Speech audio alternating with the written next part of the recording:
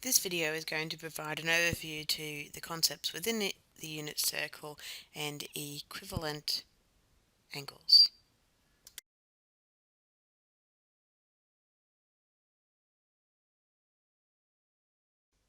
Okay, so here we have the unit circle. Now let's explore the things that we should know about the unit circle. We should know the quadrants and their names. So this one over here is quadrant 1, and then it goes backwards, quadrant 2, quadrant 3, and quadrant 4. We should also know that the angles actually start here with 0 degrees, and we work backwards anti-clockwise to 90 degrees, 180, and 270 degrees. And we should also be starting to explore the concept of radians. So 0 degrees, pi on 2, pi, and 3 pi on 2. And of course, back to 360 or 2 pi. The other thing that we should be aware of is which sign or which trigonometric value is positive in which quadrant. So in quadrant 1, all sine, cos and tan are positive. In quadrant 2, sine is positive. In quadrant 3, tan is positive. And in quadrant 4, cos is positive. So this is cast. So one of the key concepts of a unit circle is the concept of equivalent triangles. So let's take, for example, if we just draw in here any angle, we'll call this theta. Now we know from our unit circle that we can find the cos and sine values of any angle. The cos value being the x-axis and the sine value being the y-axis. Now, the reason for that obviously comes from the unit circle's a radius of 1. Sine is opposite, which is the y, over the hypotenuse, so y divided by 1. And cos is the adjacent over the hypotenuse, so x divided by 1. So we have this concept of we can find the sine and cos of any angle in quadrant 1. The value of tan theta then, so if we're thinking tan theta, is going to be the opposite over the adjacent, so y on x. So that's how we can also get that final trig value. Now if you do a mirror image of this angle over here, and we put theta in there, we can see that it would have the same y value, but the x value would be negative.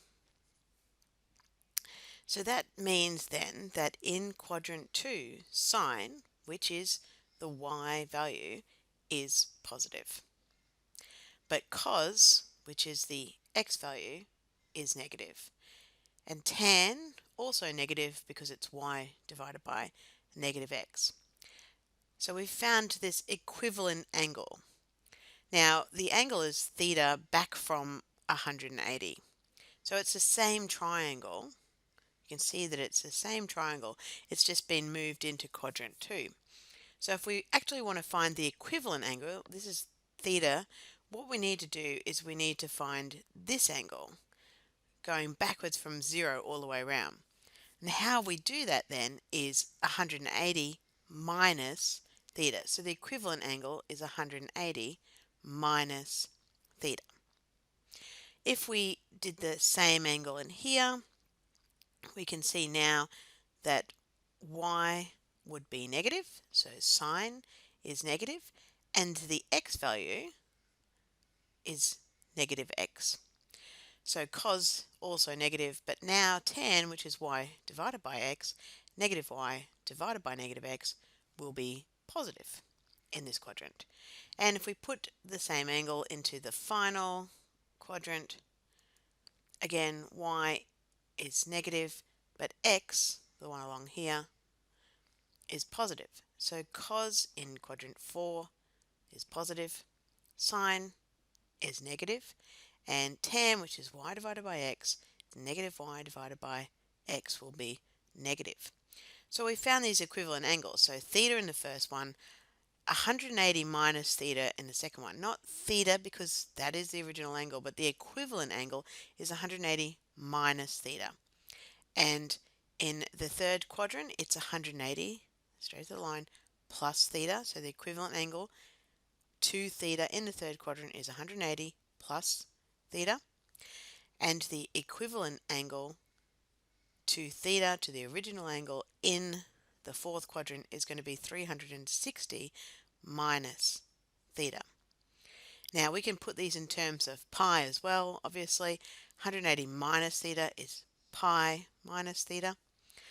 180 plus theta is pi plus theta. And 360 minus theta is 2 pi minus theta. So we have them not only in terms of degrees, but also in terms of pi. So let's just recap that. We have an original triangle in quadrant 1 with an angle called theta. The same triangle in quadrant 2 gives us the same sine value, but a negative cos value. The equivalent angle being from the origin, from 0 back to that line, is 180 minus pi. The same triangle in quadrant 3 is now negative for sine and cos, but positive for tan. The equivalent angle there is from here all the way around to there, which is 180 plus theta. And in our fourth quadrant, we have the same triangle again. So looking for the equivalent angle here is from 0 all the way around back to there, which is 360 minus theta. So we have these equivalent ones. They have the same value for cos and sine, but they may have different signs depending on which quadrant they're in. So in quadrant 2, sine is positive, but cos, tan are negative. In quadrant 3, tan is positive, but sine and cos are negative. In quadrant 4, cos is positive, but sine and tan are negative. And back to quadrant 1, all of them are positive. Now, given this concept of the unit circle, we can generate a series of rules. So the first and the simplest of rules is that sine theta is y, cos theta is x, and tan theta is y on x, or given that we know that y is sine theta and x is cos theta, sine theta on cos theta. Now we'll look at our unit circle and we can see that in the second quadrant we have an equivalent angle to theta, and that equivalent angle is 180 minus theta. So if we were to take this equivalent angle and find the sine value of this angle, we know that in quadrant 2 it is the same as sine theta, which is y. If we take the same equivalent angle and find the cos value of it, we know that in quadrant 2 it's the same as cos theta, but it's negative. So it's the same x value, but it's on the negative axis. So it's going to be negative x. Similarly, if we were to find the tan value of this equivalent angle, we know that it's going to be the same as negative tan theta, and so that's going to be y on negative x. So from these rules then, we can do something along the lines of finding a particular angle. For example, let's say sine 150, and then we can ask ourselves, where is this and how did we get there? Well, we did sine 180 minus 30. We know that sine 180 minus 30 is this, or minus theta is the same as sine theta. So sine 180 minus 30 would be the same as sine 30. And then in the future videos, you'll see how to find sine 30 using your special triangles, or you could just use your unit circle at this point. Now we can also generate the same rules for quadrant 3 as being 180 plus theta for each trigonometric value.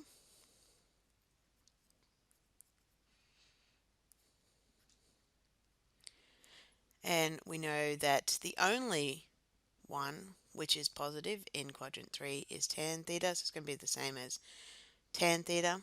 Cos theta will be negative cos theta.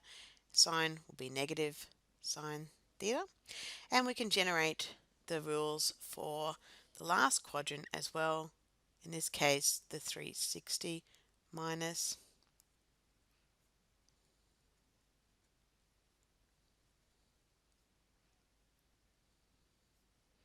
And in this one, we know that the only one which is positive is cos theta. So it's going to be a negative tan theta and a negative sine theta. So you could realistically just memorize all of these rules, or you can actually try to understand how they were developed, going back to that concept of the unit circle and the equivalent triangle in each quadrant, and whether y or x was negative in each quadrant, and therefore the value of your trig function being positive or negative, and back to the original theta angle.